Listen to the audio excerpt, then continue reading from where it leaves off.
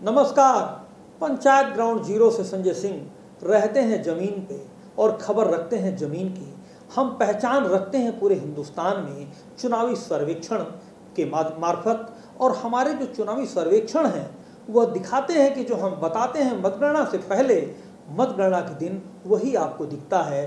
तो आप देखना अगर चाहते हैं तो देर मत करिए, तुरंत हमारे चैनल को सब्सक्राइब करिए, जिससे कि आपके पास मतगणना से पहले ही एक मोटा मोटा रुझान पता लग जाए कि कहाँ पर क्या होने जा रहा है, कहाँ पर क्या समीकरण बनने जा रहे हैं, कहाँ पर क्या समीकरण बिगड़ने जा रहे हैं। ये कोई बता रहा है तो हम आपको बता रहे हैं डंके की चोट पर।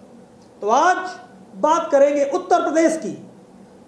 उत्तर प्रदेश का आज दूसरे चरण का मतदान है। वह उत्तर प्रदेश जिसका रास्ता राजनीतिक हलकों में, राजनीतिक गलियारों में ये चर्चा रहती है कि दिल्ली का रास्ता उत्तर प्रदेश से होकर जाता है, और आज उत्तर प्रदेश में दूसरे चरण का मतदान है। तो हम बताएंगे कि दूसरे चरण में क्या हो रहा है, किन सीटों पर मुकाबला हो रहा है आज दूसरे चरण में, किन किन सीटों पर चौसर बिछी हुई है दूसरे चरण में, कहां कहां बूथों पर भीड़ लगी हुई है दूसरे चरण में। तो वो चुनावी क्षेत्र हैं मेरठ, बागपत, गौतम बुद्ध नगर जिसे नोएडा बोलते हैं, गाजियाबाद, मथुरा, अलीगढ़, अमरोहा। यहां पर मुकाबला दूसरे चरण में हो रहा है। इसमें दिलचस्प मुकाबला गाजियाबाद में है। पिछली बार रिकॉर्ड मतों से जीते थे गाजियाबाद में VK Singh. Bharatiya Janata party VK Singh का टिकट बदल देती है और वहां पर गर्ग को ले आती है, और उसके बाद जो गुजरात से एक माहौल बनाने का प्रयास चल रहा था कुछ लोगों का कि छत्री नाराज हैं, और फिर कि अब राजस्थान में भी नाराज हैं, पश्चिमी उत्तर प्रदेश में भी नाराज हैं, और छत्रियों के बारे में बात कही जाती है। उसमें निशाना इसी सीट पे होता था गाजियाबाद पे कि वहाँ से जनरल वीके सिंह का टिकट कटा है और छत्रियों का नुकसान हो रहा है। लेकिन मैं आपको बताता हूँ कि गाजियाबाद की अगर बात करें तो गाजियाबाद में भारतीय जनता पार्टी को बढ़त है।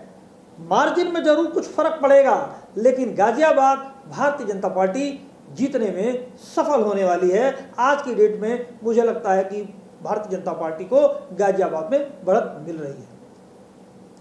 बात करें अगर मेरठ की, तो मेरठ में कांटे का मुकाबला है और वहां पर 3% के मार्जिन से कुछ भी हो सकता है, चुनाव इधर से उधर हो सकता है। लेकिन आज की तारीख में वहां पर भारतीय जनता पार्टी के प्रत्याशी अरुण गोविल अपने निकटतम प्रतिद्वंदी से आगे हैं। ये कहा जा सकता है कि गाजियाबाद एक और मेरठ, यहां पर भारतीय जनता पार्टी आगे है। उसके बाद अगर हम बात करें बागपत की, तो बागपत में आरएलडी जो है, क्योंकि वहां पर जाट मतदाता आरएलडी के साथ हैं और कुछ आरएलडी के साथ नहीं हैं, तो किसान आंदोलन की जो भूमि थी उसमें बागपत का बहुत बड़ा रोल था। तो यहां पर सीट आरएलडी के पास जाएगी या नहीं जाएगी, ये संशय की बात है। कांटे का मुकाबला है, लेकिन हम बागपत को भी एनडीए गठबंधन की तरफ ले जाते हैं और मानते हैं कि आरएलडी को यहाँ पर बढ़त मिल जाएगी। तो अभी ये तीनों सीट भारतीय जनता पार्टी की तरफ झुकी हुई दिख रही हैं। बात करें अमरोहा में, तो यहाँ पर मुकाबला है और यहाँ पर इंडिया गठबंधन जो है यहाँ पर भारी नजर आ रहा है।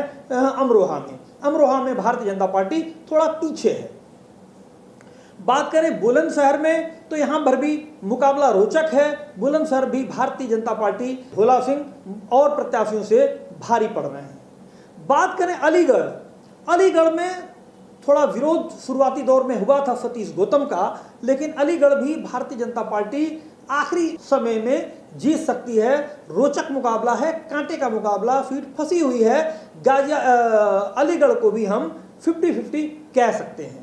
बात करें मथुरा में, तो मथुरा में हेमा मालिनी का जीतना लगभग तय है। मुकाबला कांटे का है। तो देखने में आता है कि इंडिया गठबंधन को जो बढ़त मिल रही है वह अमरोहा में बढ़त मिल रही है, और उसके बाद थोड़ा सा मेरठ में कांटे का मुकाबला है, लेकिन वहां पर इंडिया गठबंधन को बढ़त नहीं है, एनडीए वहां पर भारी है।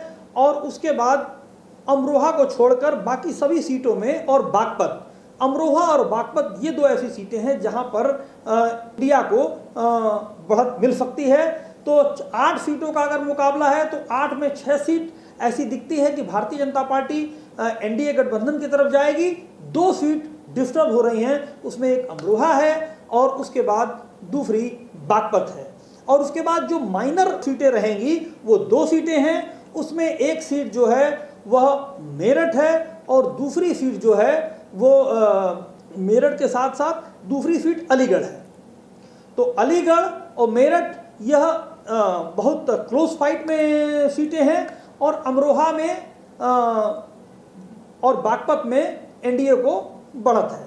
तो कुल मिलाकर यहाँ पर देखा जाए तो 6-2 का आंकड़ा आ सकता है या फिर 4-4 का मुकाबला हो सकता है। लेकिन आज की डेट में जहाँ पर दूसरे चरण में मतदान है, यहाँ पर भारतीय जनता पार्टी अपने निकटतम प्रतिद्वंदी एनडीए से ही कहा जाएगा, क्योंकि अब जब मुकाबला एक तरफ एनडीए है एक तरफ इंडिया है, तो आज के जहाँ चुनाव हो रहे हैं वहाँ पर एनडीए बढ़त मिल रही है एनडीए को। ऐसा लगता है, ये तो 4 तारीख को ही पता लगेगा कि ऊंट किस करत बैठेगा।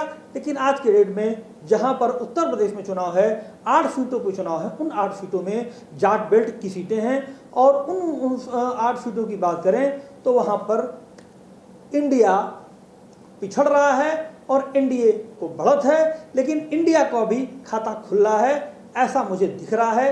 बाकी तो जब इलेक्शन का रिजल्ट आएगा 4 जून को, तब साफ साफ दिखेगा, दूध का दूध पानी का पानी होगा। तो आप देर बिल्कुल मत करिए।